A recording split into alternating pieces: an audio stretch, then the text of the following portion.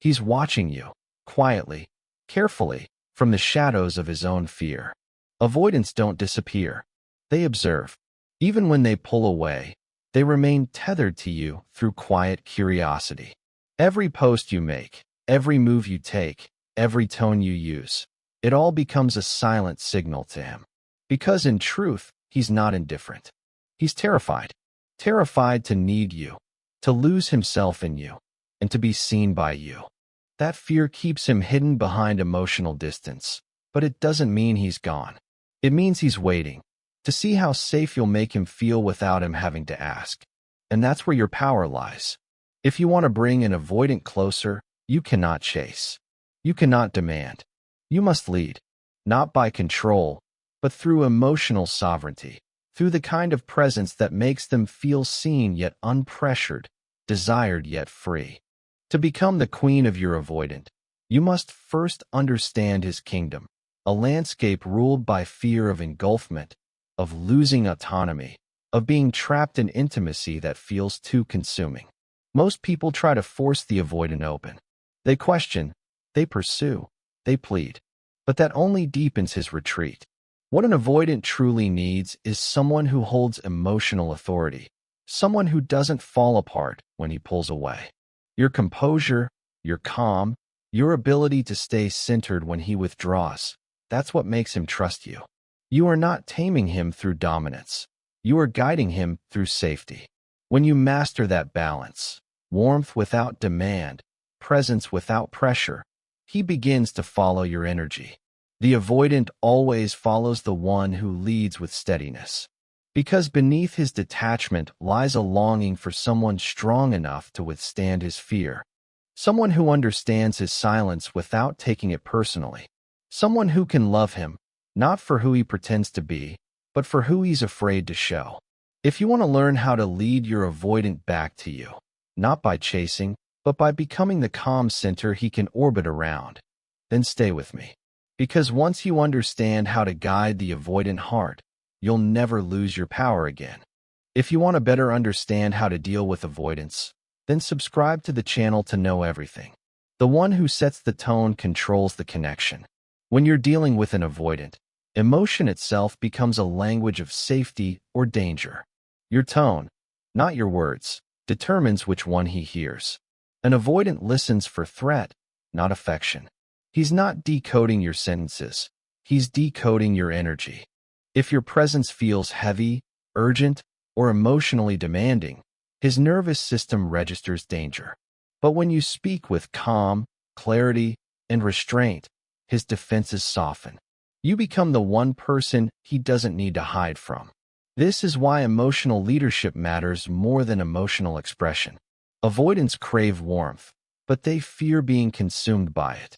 So, you must offer warmth the way the sun does, steady, consistent, never chasing, never begging. That steadiness builds a quiet trust. Because to him, unpredictability feels like chaos. And chaos is his greatest fear. To become the queen of your avoidant, you must be fluent in emotional regulation, not for him, but for you. Your groundedness gives him permission to step out from behind his armor. The moment you mirror his withdrawal or take his distance personally, you lose the throne. The queen doesn't chase the king. She simply holds the space where he feels safe enough to return. She leads through example, through tone, through consistency. Avoidants follow patterns they can trust. They don't trust declarations of love. They trust emotional stability.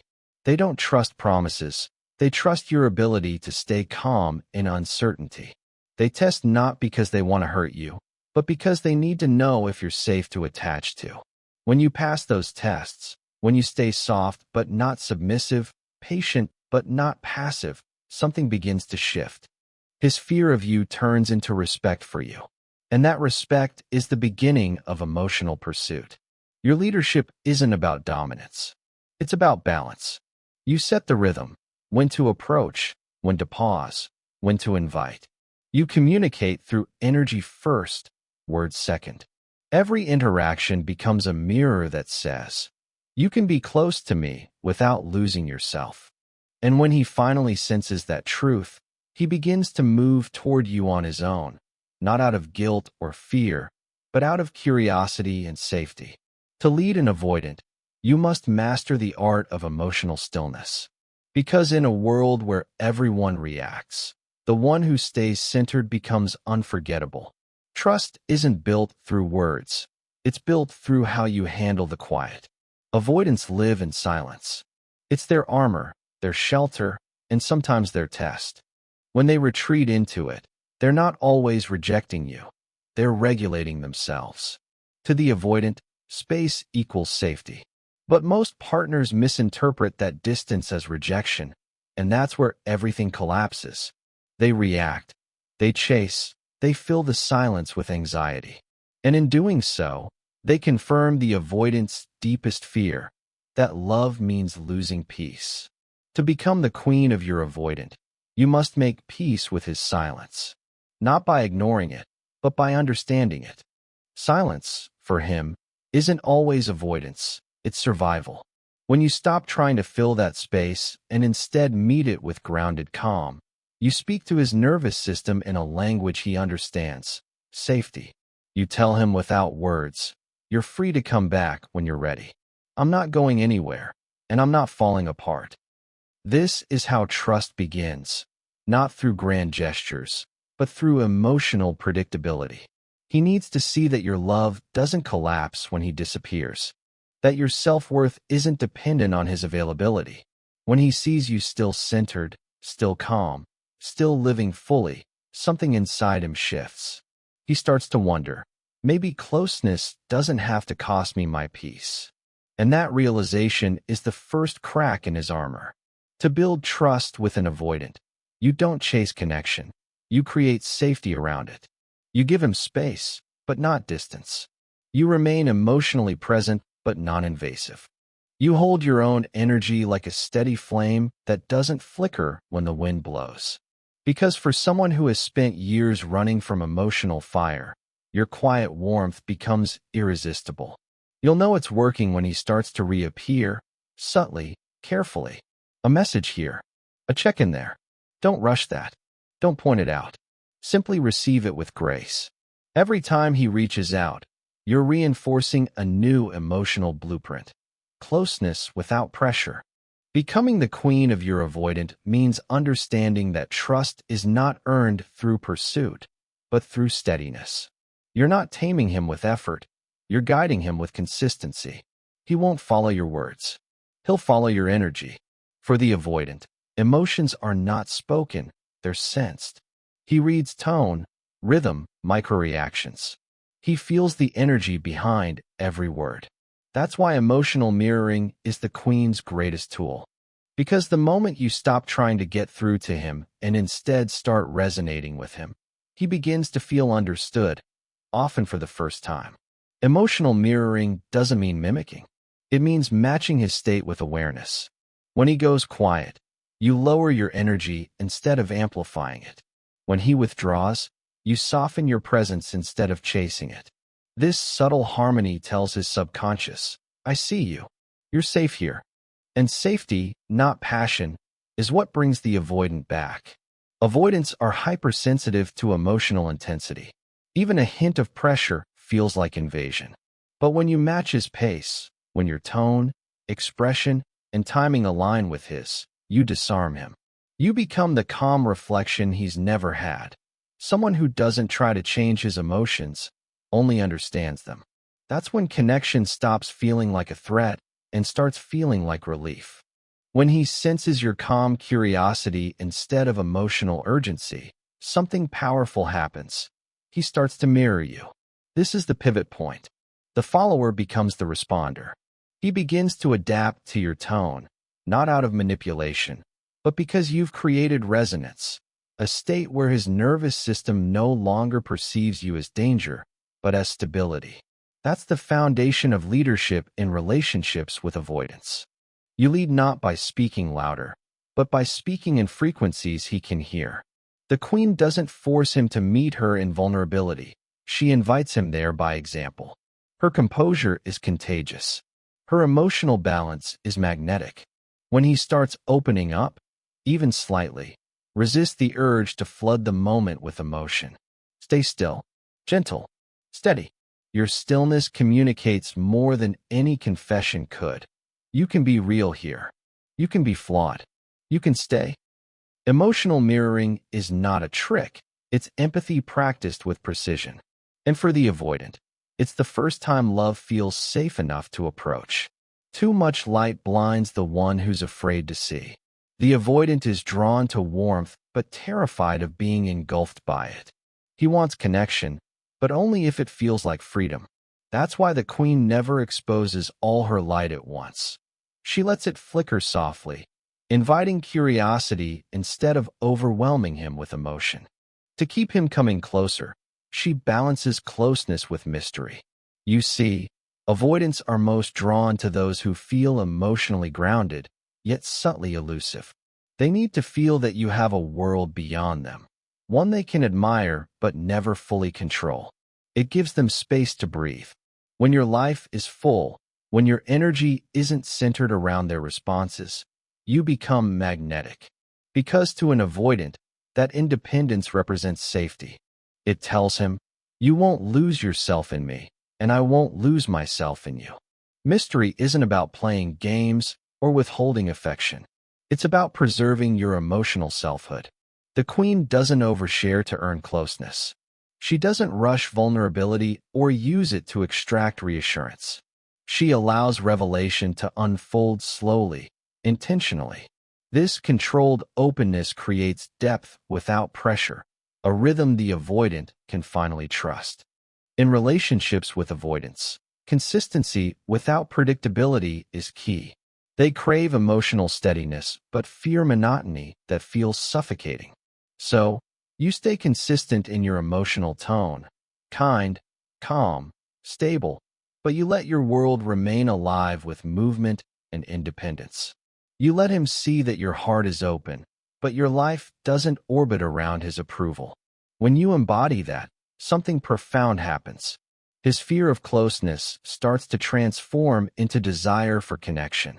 He no longer associates intimacy with losing control because you've modeled a love that coexists with autonomy. You've made closeness feel safe, and even more, attractive. He will begin to wonder, what is it about her that I can't fully grasp, yet can't let go of? That's the power of your mystery. It gives him something to reach for without feeling trapped. You become not the pursuer of his affection, but the keeper of emotional gravity. The queen doesn't demand attention.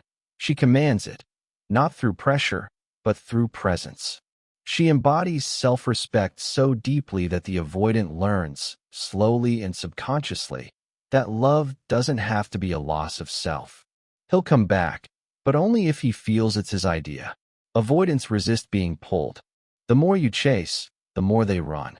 But when the queen invites rather than demands, his instinct to retreat begins to fade. The secret isn't in what she does, but in what she doesn't do. She doesn't rush the silence. She doesn't corner him with questions. She simply stays present, soft, receptive, grounded, creating a quiet emotional gravity that draws him back naturally. When he begins to resurface, his first steps will be cautious. He may test the waters with casual conversation or small gestures. Don't mistake that for indifference. It's vulnerability disguised as detachment. Every message, every subtle check-in, is him saying, "Can I trust you not to hurt me if I show up?" This is your moment to lead, not by taking control, but by setting the tone of emotional safety. Respond with calm warmth. Be brief, but genuine. Let your tone say, "You're welcome here," without implying, "Where have you been?" Avoidants are hypersensitive to guilt and emotional pressure. The queen understands this and removes shame from the equation. She meets him where he is, not where she wishes he'd be. Rebuilding intimacy with an avoidant happens in micro moments. It's a dance of gentle re-engagement. One step forward, one pause, one breath. Every time you resist the urge to demand more closeness, you prove that your connection can survive space. That proof becomes his evidence that love doesn't have to be suffocating. Avoidants are deeply responsive to emotional tone. When your presence feels safe, they unconsciously begin to match your calm. Their nervous system starts to regulate through your steadiness. You become their emotional anchor, the still point they can return to after every storm of withdrawal. Remember, you're not chasing, you're guiding. You're showing him how to come closer without fear of being consumed. You're teaching him that intimacy can coexist with freedom. When he sees that your love isn't conditional on his emotional availability, when he realizes that you remain balanced whether he's near or distant, that's when he begins to choose closeness. Not because he's forced to, but because he finally feels safe enough to. That's the essence of the Queen's leadership. She never pulls, she magnetizes. Say less, but mean more. That's how you reach the avoidant heart. When it comes to communication, avoidants don't fear words. They fear what those words demand. Every emotional conversation feels to them like a potential trap, an invisible request for vulnerability they haven't agreed to. That's why the Queen never uses words to corner him. She uses them to invite him. She understands that how she speaks matters more than what she says. An avoidant's nervous system listens for emotional weight. If your tone feels heavy, reactive, or needy, it registers as threat. If it feels calm, grounded, and clear, it registers as safety. So when the Queen speaks, she softens the message without diluting the truth. Instead of saying, "You never open up to me," she says, "I feel close to you when you share what's on your mind." Same truth, different tone. One triggers defense, the other builds trust. She never argues from emotion. She leads from example. Avoidants don't respond to emotional escalation. They respond to emotional regulation. The more you remain composed, the more space he feels to drop his guard. You model the calm he can borrow until he learns to hold his own. The Queen also knows the power of strategic silence. Not every feeling needs to be explained. Sometimes your quiet understanding says more than 1,000 reassurances. Avoidants don't want constant validation. They want to know you won't crumble under emotional weight. Your steadiness becomes proof that connection doesn't require chaos. But emotional leadership isn't about suppressing your needs. It's about expressing them in a way that doesn't sound like blame. "I need consistency" becomes "consistency helps me feel secure with you." "I wish you'd talk more" becomes "I love hearing your thoughts when you're ready to share them." These small linguistic shifts build bridges instead of walls. Over time, he'll start mirroring that communication.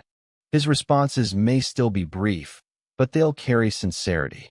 And when you meet that sincerity with patience, without pushing for more, you reinforce his belief that emotional honesty won't cost him his autonomy.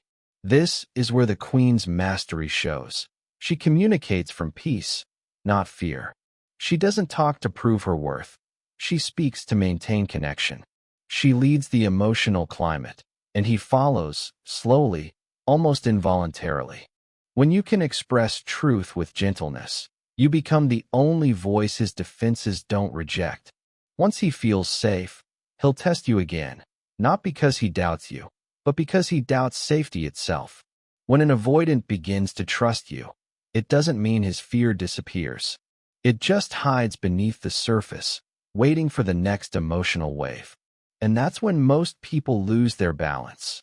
When he suddenly withdraws after weeks of connection, when he grows cold after moments of warmth. But the Queen never panics. She expects the retreat, and because she expects it, she never loses her throne. This is where emotional power truly reveals itself. The Queen doesn't measure her worth by his consistency. She measures it by her stability. She understands that his regression isn't rejection, it's self-protection.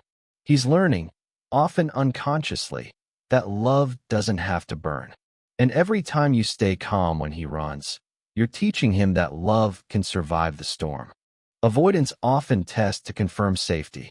They'll pull back just to see if your tone changes, if your patience cracks, if your affection turns into anger. It's not manipulation, it's trauma reflex. They're asking, is love still safe when I'm not easy to love? Your answer, through your energy, should always be yes. but without self-abandonment. This is the queen's power. She can love deeply without losing herself. She knows when to stay present and when to pull her energy back with grace. She never chases the avoidant through silence. She mirrors his distance with quiet confidence, because she knows that emotional gravity works only when she stays still. And here's the paradox. The more you remain self-contained, the more he's drawn to you. Your calm presence becomes addictive to a nervous system addicted to chaos. Every time he returns and finds you steady, something rewires. His fear of engulfment slowly transforms into trust in your consistency. You become not just a person he desires, but a home he respects. Maintaining your emotional throne means remembering this truth. He will only value the connection as much as you value your peace. The moment you make him your emotional center, you lose your crown.